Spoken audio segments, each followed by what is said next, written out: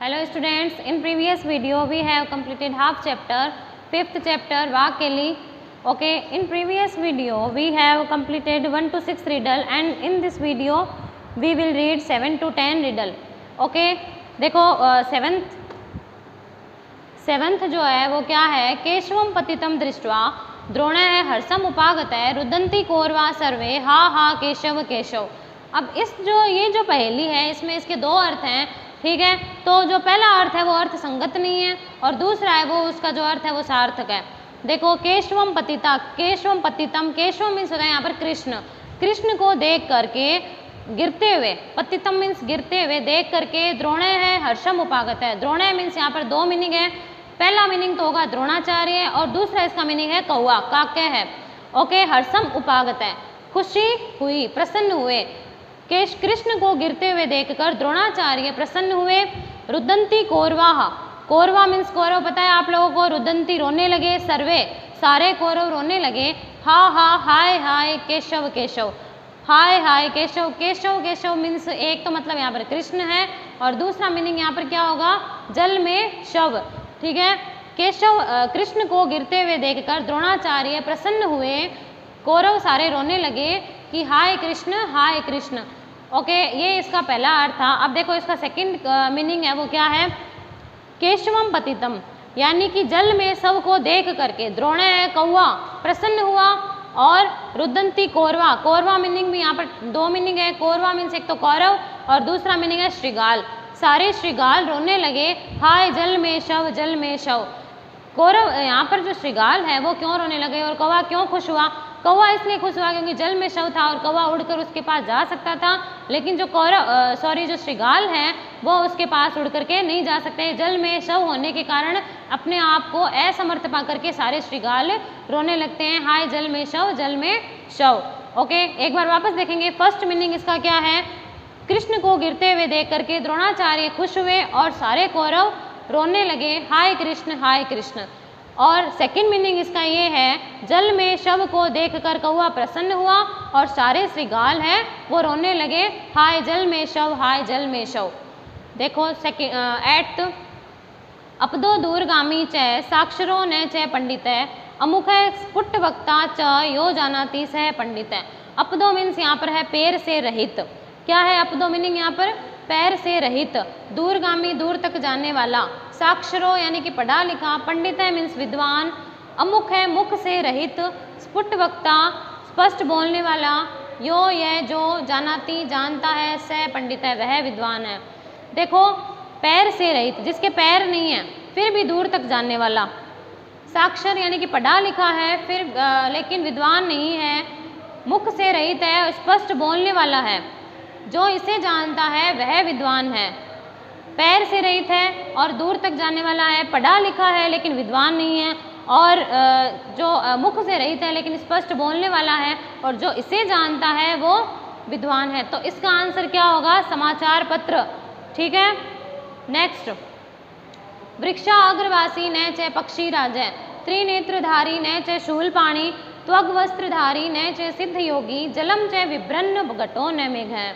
देखो वृक्ष अग्रवासी, वृक्ष के सबसे ऊपर निवास करने वाला है, न च पक्षी राजा लेकिन पक्षियों का राजा यानी कि गरुड़ नहीं है, त्रिनेत्रधारी तीन नेत्रों वाला है, न च शूलपाणी लेकिन शिव नहीं है, भगवान शिव नहीं है, त्वग वस्त्रधारी छाल आदि वस्त्र को धारण करने वाला है लेकिन सिद्ध योगी नहीं है यानी कि सन्यासी नहीं है, जलम च विभ्रन्न जल को धारण करता हुआ, विभ्रन्न मीन्स धारण करते हुए, जल को धारण करता हुआ भी घड़ा भी नहीं है और बादल भी नहीं है।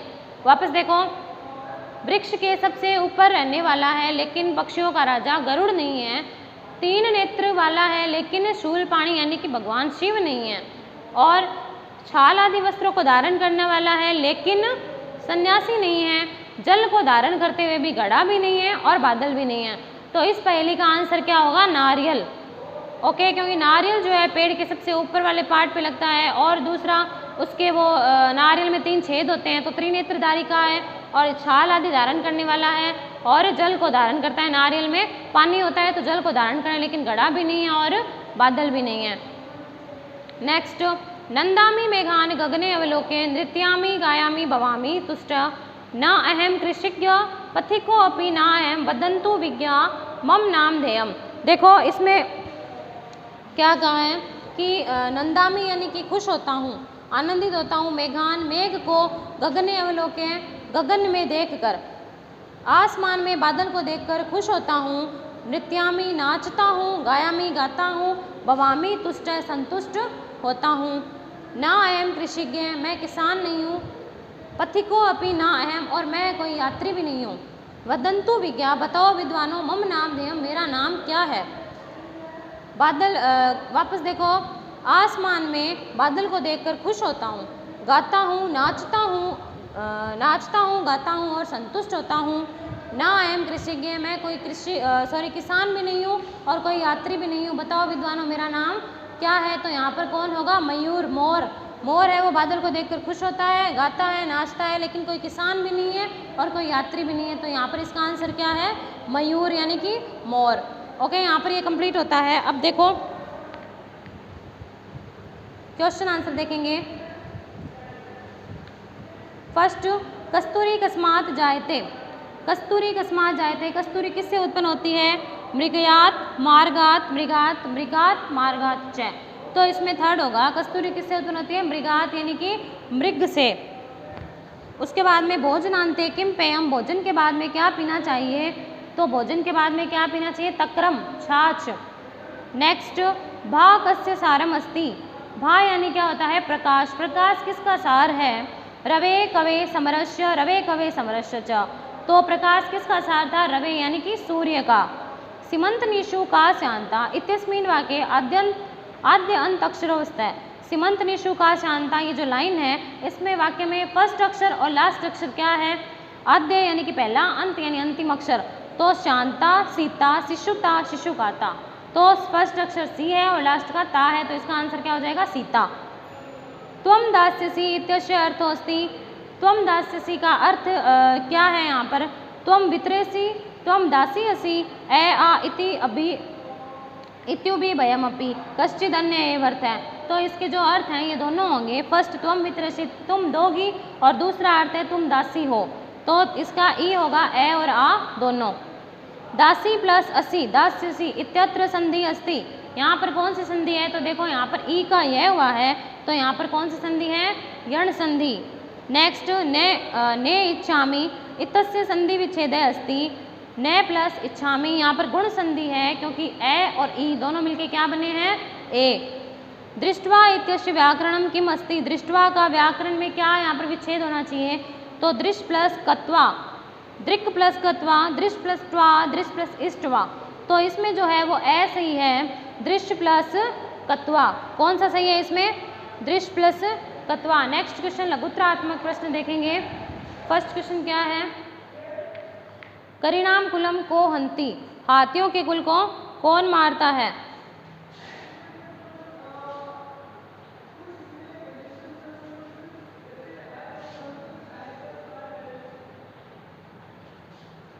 देखो फर्स्ट क्वेश्चन, करिणाम कुलम को हंती सिंह है, हाथियों के कुल को कौन मारता है, सिंह है।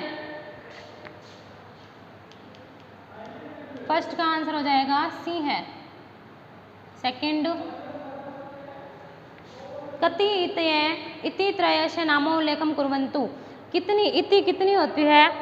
जैसे हमने पढ़ा था कि कृषि को इति का भय रहता है, इति मतलब किसी भी चीज़ की अधिकता हो जाना या कमी हो जाना। तो एक तो अनावृष्टि और एक अतिवृष्टि। पहले हम लिखेंगे षड् इते सन्ति, इति 6 प्रकार की होती है। षड् इते सन्ति, जिसमें एक तो अतिवृष्टि, अनावृष्टि,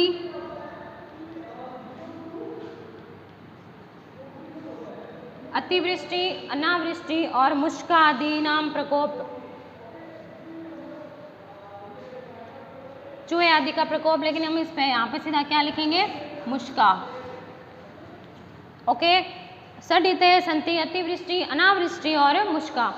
नेक्स्ट, समरस्य सारम किम अस्ति, युद्ध का सार क्या है, तो युद्ध का सार क्या है, रथी। युद्ध का सार रथी।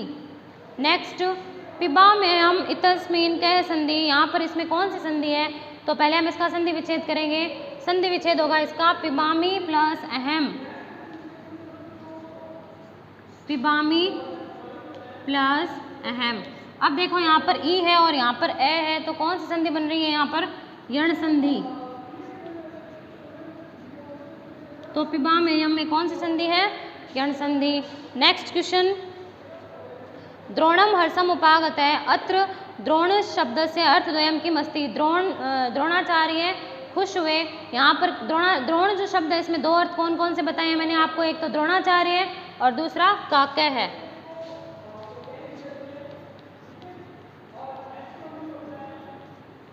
द्रोणाचार्य और सेकंड जो इसका अर्थ है वो होगा काकय है।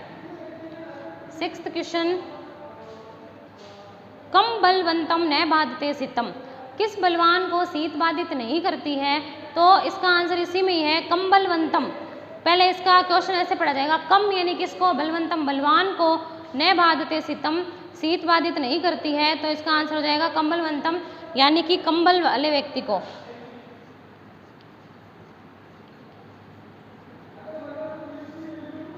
कंबलवंतम। ओके, नेक्स्ट क्वेश्चन, कम संजगान कृष्ण, कृष्ण ने किसको मारा, इसी में इसका आंसर है देखो, कम समजगान कृष्ण है, कृष्ण ने किसको मारा, तो इसका आंसर हो जाएगा कंसम। क्या आंसर हो जाएगा इसका, कंसम यानी कृष्ण ने कंस को मारा। नेक्स्ट क्वेश्चन, सजगान इत्यत्र के उपसर्ग है, सजगान जो वर्ड है समजगान उसमें कौन सा उपसर्ग है, तो यहाँ पर उपसर्ग है सम उपसर्ग। कौन सा उपसर्ग है, सम उपसर्ग।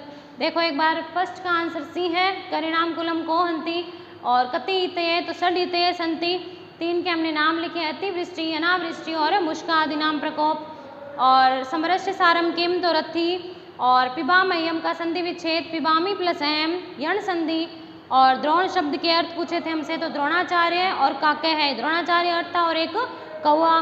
नेक्स्ट, कम बलवंतम बाधते न शीतम, न बाधते शीतम, तो किस बलवान को शीत बाधित नहीं करती, कम बलवंतम को। और कम सजगान कृष्ण, कृष्ण ने किसको मारा, कंस को। सजगान इत्यत्र का उपसर्ग है, और सजगान में कौन सा उपसर्ग है, तो सम उपसर्ग है। ओके स्टूडेंट्स, आपको सारे क्वेश्चन नोटबुक में करने हैं, और इनके आंसर जैसे मैंने लिखवाए हैं ऐसे लिखने हैं, आपको पूर्ण वाक्य में नहीं लिखने। और इसके साथ में आपको वस्तुनिष्ठ जो प्रश्न है वो भी करने हैं, उनमें आप लोग ऑप्शन नहीं लिखोगे। Okay, thank you, have a nice day.